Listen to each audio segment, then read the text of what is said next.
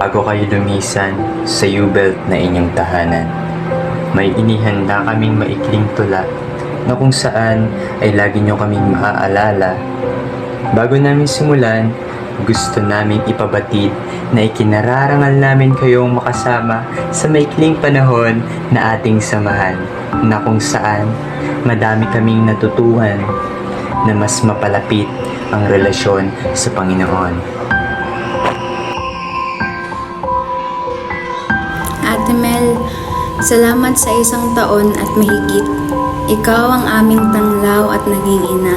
Sa bawat araw na kami mahina, kami ay iyong inaruga.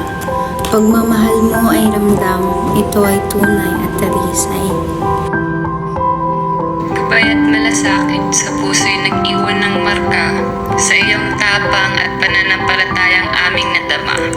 Kami lumago at natutong magtiwala sa mga aral mong hatid na tunay na sa Diyos nagmula.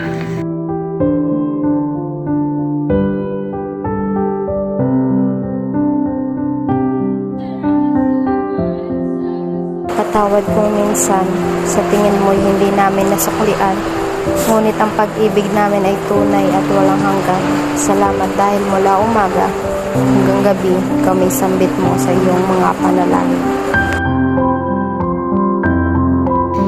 Ikaw ay inspirasyon.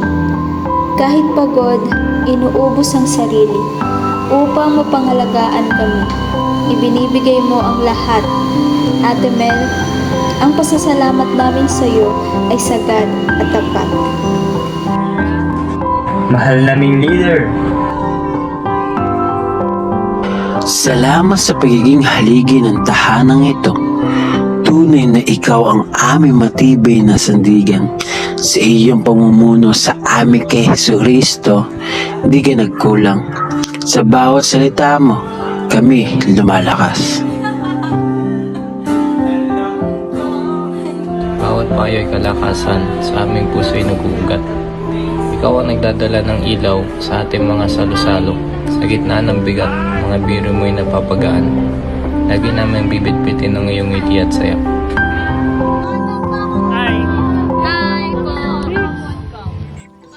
Mga kwento may liwanag na aming dala. Sa bawat hakbang ng buhay kami nagpapasalamat. Sa laban ng buhay, walang takot na lumalapat.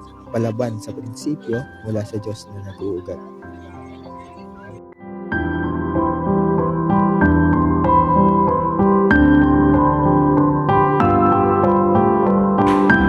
Sa inyong tapang, kami ay inunat at minulat.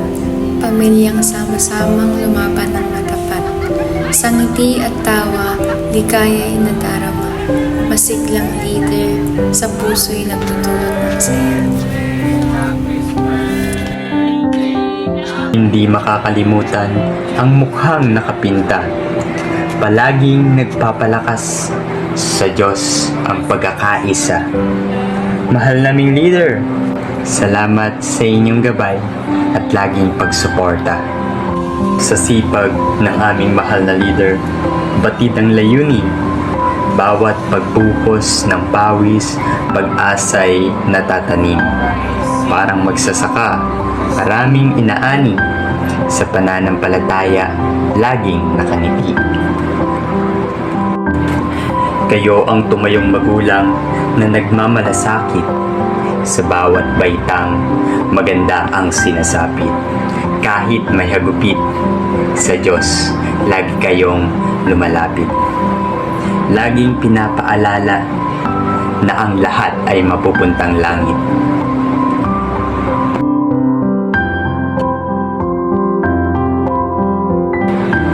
Mapagkumbaba, sa Diyos kayo'y nagtitiwala. Walang pagmamataas, siya lang laging nangunguna. Dahil sa mga aral na sa puso'y nakatatak, nakasalpak sa aming isipan, kaya hindi kami mapapahamak.